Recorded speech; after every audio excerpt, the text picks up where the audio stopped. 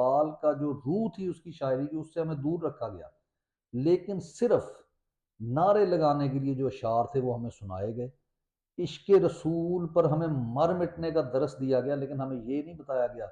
کہ رسول اللہ صلی اللہ علیہ وآلہ وسلم کی تعلیمات کیا ہیں۔ ہمیں مولوی یہ تو بتاتا رہا کہ جناب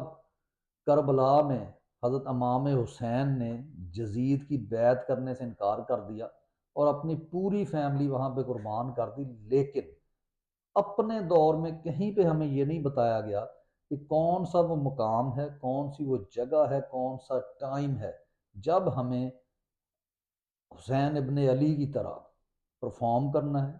ان کی اگزامپل کو مد نظر رکھتے ہوئے وقت کے جزیدوں کے آگے ڈٹ جانا ہے۔ یہ ہمیں نہیں بتایا گیا، ہمیں سمپلی یہ رکھا گیا شیعہ کافر ہے، سنی کافر ہے، فلاں کافر ہے جناب۔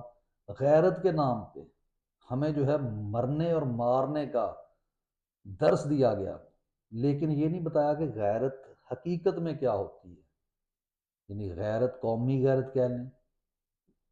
شخصی غیرت کہہ لیں، اس کے اصل معنی کیا ہے، ان سے ہمیں دور رکھا گیا، قوم کو دور رکھا گیا۔